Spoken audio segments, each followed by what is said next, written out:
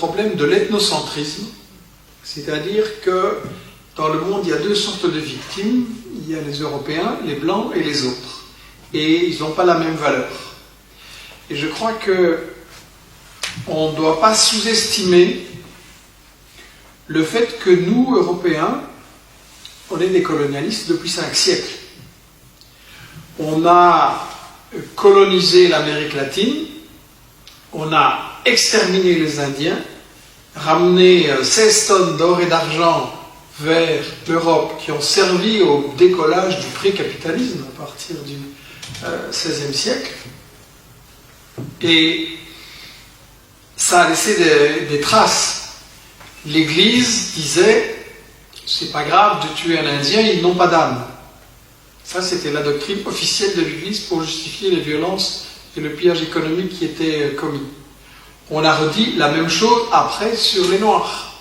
Avec la traite des esclaves, c'était permis, les Noirs n'avaient pas d'âme, c'était comme des animaux. Donc, toute cette mentalité coloniale a laissé des traces. Moi, dans les années 50, j'étais élevé chez les Jésuites, avec une famille bien bourgeoise et réactionnaire, et au catéchisme, on m'apprenait les Noirs sont par nature indolents et paresseux. J'ai encore cette phrase qui me trotte dans la tête. Les Noirs sont par nature indolents et paresseux. Les Arabes étaient bien entendu fourbes, les Chinois aussi, et donc finalement il n'y avait que les Blancs qui étaient vraiment bien. Donc on a été élevés là-dedans. Maintenant les choses sont moins crues, plus hypocrites peut-être. Mais je crois que toute cette longue tradition, elle doit bien se résumer par cette idée que c'est Régis Debray qui a exprimé ça d'une très jolie façon. Il a dit à propos des intellectuels français et européens, ils ont enlevé leur casque colonial, mais en dessous la tête est restée coloniale. J'aime bien cette phrase parce que je pense qu'elle montre tout le travail qu'on a à faire par rapport à cette éducation qu'on a reçue à l'école, à la télé, autour de soi. Il y a le mépris de l'homme blanc pour les autres. Il y a des gens, y compris des gens qui se disent de gauche et progressistes, mais qui trouvent toujours de bonnes raisons pour les guerres de la France. Alors ça doit être dit clairement, parce que c'est une divergence que j'ai avec eux, et qu'ils refusent de débattre publiquement. On préfère me coller des étiquettes dans le dos, comploteur, antisémite, conspi, extrême droite éventuellement, vous avez pu entendre ce que j'ai dit, et voir si c'est de l'extrême droite. Et donc, je crois qu'il y a quelque chose qui doit être dit clairement. Des intellectuels français ou belges qui se disent de gauche et qui trouvent toujours de bonnes raisons pour les guerres de la France contre les peuples du Sud, quelque part, il reste un peu colonial. Et si on se réfugie dans l'attitude ni en disant oui, j'aime pas Bush, mais Saddam Hussein quand même non plus, ou j'aime pas l'OTAN, mais enfin Kadhafi, il fallait s'en débarrasser, ben déjà vous voyez le résultat. Il fallait libérer la Libye et amener la démocratie. Vous voyez le résultat? Vous avez des esclavagistes, vous avez des milices, les femmes sont traitées comme des animaux, les Noirs sont attaqués en rue et tués à cause de la couleur de leur peau. Alors le fait qu'avec Sarkozy, il y avait BHL, mais il y avait aussi une série d'intellectuels de gauche, et parfois très réputés, qui ont dit que c'était une bonne guerre pour la démocratie, mais regardez les résultats. C'est pas à vous, intellectuels français ou européens, à décider qui doit diriger tel ou tel pays. Ça, c'est l'affaire des peuples.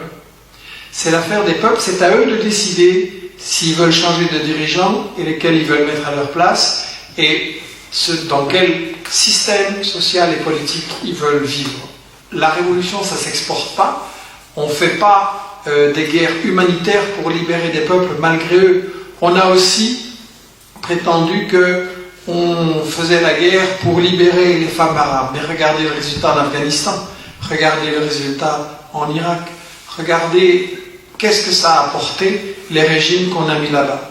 Il serait quand même temps que des intellectuels qui se disent de gauche en France et en Europe ouvrent les yeux sur la catastrophe que les guerres humanitaires ont apporté en Irak, en Yougoslavie, en Libye, en Syrie, en Afghanistan, et il faudrait cesser d'exporter la démocratie occidentale.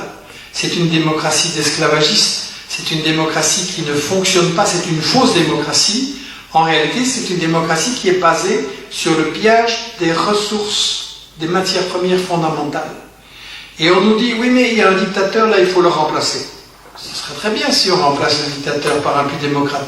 Mais si c'est pour remplacer un dictateur qui nous résiste par un dictateur qui est à genoux, quel est l'avantage pour les populations? Et de toute façon, le problème n'est pas dans la démocratie, parce que les États-Unis ont renversé Patrice Lumumba, Premier ministre congolais élu, qui était en train de libérer son peuple, et l'ont remplacé par le dictateur Mobutu, avec une dictature sanglante et des milliards de fortune à la fin.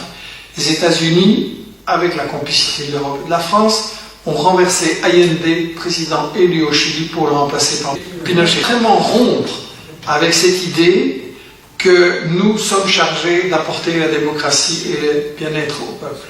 Le gouvernement des États-Unis, le gouvernement de la France, etc., ne sont pas la solution des problèmes, ils en sont la cause. Déjà parce que la misère qui a été installée là-bas, c'est la misère provoquée par nos multinationales qui empêchent ces peuples de disposer de leurs richesses.